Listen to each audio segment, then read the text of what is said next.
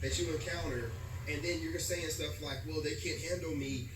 I don't think anybody will ever be able to handle you. You know, like, stop thinking like that. You're playing the victim. That's a victim mindset. Oh, no one can handle me. Stop being a victim. What do you need to do to be somebody that people want to handle? You know, do something differently with yourself. If you're running around and you got a bunch of bass in your voice as a woman, but you ain't lifting those weights, you know what I'm saying, that same kind of tone, you won't get that same kind of tone with the gym. You won't get that same kind of tone with a dumbbell. You won't get all bassy in the voice and be like, I'm gonna lift you, ain't gonna do all that, right? But you be over here online running. I'm telling you, man, sit down somewhere. Y'all be talking. Hey guys, Mochismo Eugene. That is the lone wolf narc bully. I kind of just subscribed to him, and I was kind of humorous, but I subscribed to him because he's got the goods, man. He's got about 1,300 followers, but I just believe he has a lot to say. And of course, I always say no one needs my endorsements, but just someone else new to the page of YouTube, and just want to kind of let you guys go take a look at him. The lone wolf narc bully. The lone wolf narc bully. Today's video, I want to talk about, let me adjust this a little bit, just a little bit. For some reason I just like that angle. I don't mean to be talking down to people, but it's just a beautiful angle for me, or just a good angle for me.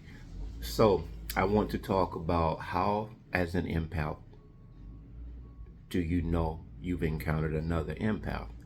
Or better yet, have you ever, as an empath, bumped into another empath since you've been awakened? And I have to say, for me, no. Maybe I'm just still blind and don't see a lot of the things that God has yet to reveal to me in my healing process. From afar, I see them all the time. Excuse me. Having morning coffee again. I haven't been fortunate enough to run into one face to face. And I believe for two reasons. God is yet still healing me in a way that when I do encounter another empath, it will be a fluid encounter. Not to say I haven't ran into people that I've had a good rapport with, whatnot, and different things.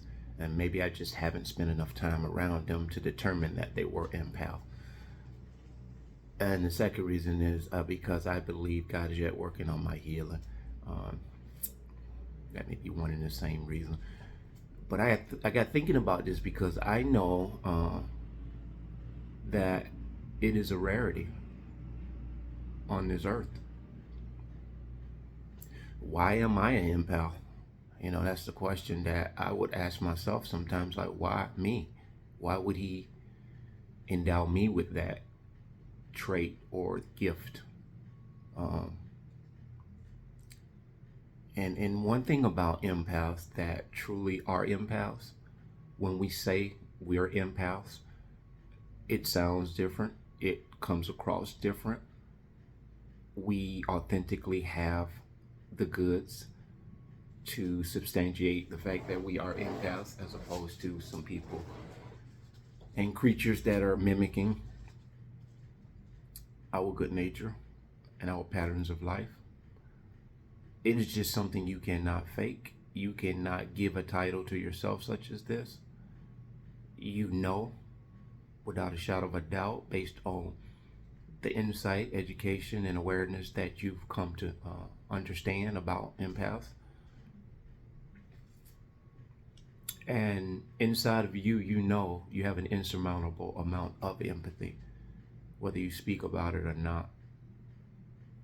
And that is what sets us apart from every other human being on planet Earth. And again, why would God just choose us? It's a blessing. It sort of seems like a curse sometimes. Double-edged sword if you will, but we're never put off by it. It is a weight that we're steadfastly willing to carry. It is a burden that we don't even consider a burden. Our heart is heavy for people that don't even know that we're thinking about them, concerned about them.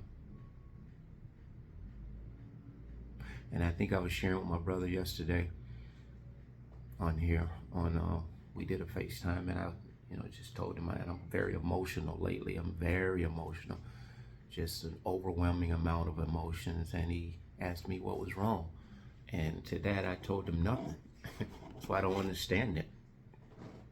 And he kind of made sense, helped me make sense of it, and wasn't anything to be overly concerned about.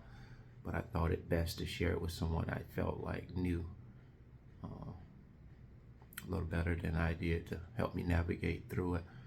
And if you yourself are coming into all of these emotions, right and left,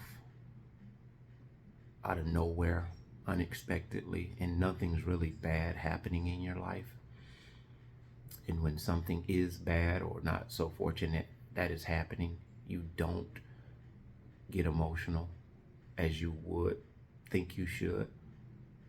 That is a true definition of an empath, because the tenacity and the resilience that I think God has afforded us is one not to be taken for granted, and it's a privilege and an honor to possess this, because the world is depending on us who are stronger in the faith to bear the infirmities of the weak.